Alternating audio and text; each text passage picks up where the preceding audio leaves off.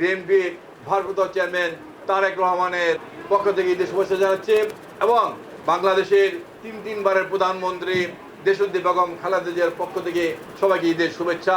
জাতীয়তাবাদী দলের এই তেজগাঁ থানা বিএনপির পরিবারের সকল ভাইয়েরা সবাইকে আমার ব্যক্তিগত পক্ষ থেকে সংগ্রামী শুভেচ্ছা এবং ঈদ মোবারক জানাচ্ছি।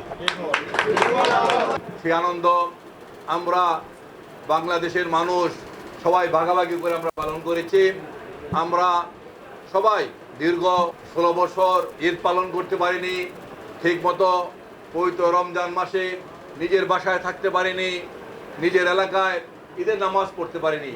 বিএনপি পরিবারের প্রতিটি নেতাকর্মীকে সজাগ থাকতে হবে।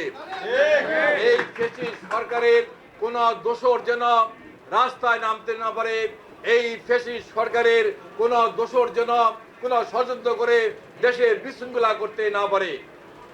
আমরা শুনেছি কিছু রয়ের এজেন্ট বুদ্ধিজীবী এবং কিছু রয়ের এজেন্ট পত্রিকা বাংলাদেশের সন্ত্রাস করার জন্য, বাংলাদেশের গণতন্ত্রকে হত্যা করার জন্য রয়ের কাছ থেকে টাকা নিয়ে সেই টাকা আজকে দেশে বিলি করে দেশে আজকে সন্ত্রাস সৃষ্টির কাজ করতে চায়।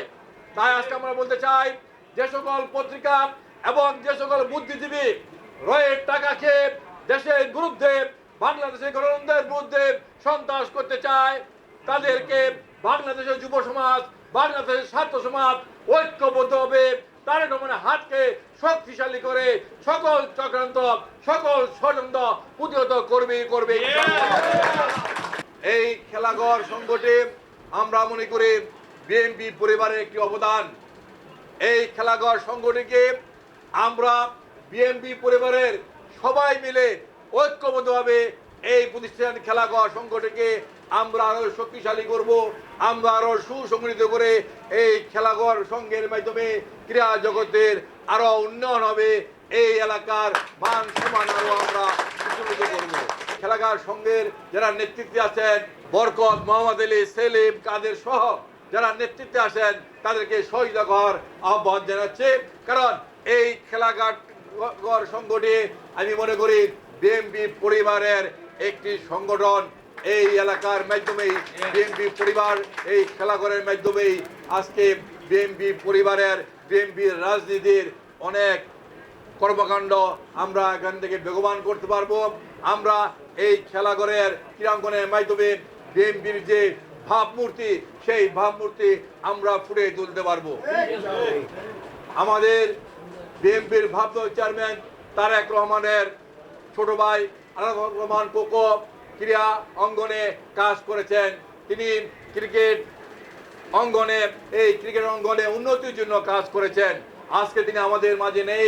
ফ্যাসিস্ট স্বৈরাচার শেখ হাসিনার অত্যাচার নির্যাতন সহ্য করতে না পারে শেষ মুহূর্তে তিনি চিকিৎসাধীন অবস্থায় মালয়েশিয়ায় তিনি মৃত্যুবরণ করেছেন। ক্রিকেটের উন্নয়নের জন্য কাজ করেছেন।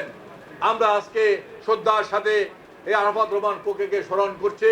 আমরা মনে করি এই খেলাঘর ক্রীড়া সংঘের মাধ্যমে আমরা আরাফাত রহমান কোকুর স্মৃতিকে আমরা ধরে রেখে আমরা ক্রিকেটের উন্নয়ন করব। আমরা ক্রিকেটের উন্নয়নের মাধ্যমে আমরা বিএনপি রাজনীতিকে এই বাংলাদেশের মাটিতে আমরা ফুটিয়ে তুলব। এই খেলাঘরের উন্নয়নের মাধ্যমেই আমরা এই বৃহত্তর তেজগাঁয় আমরা খেলাঘরের মাধ্যমেই আমরা বিএনপি রাজনীতিকে, তারেক রহমানের রাজনীতিকে, দেশনেত্রী বেগম খালেদা জিয়ার রাজনীতিকে আমরা ফুটিয়ে তুলব।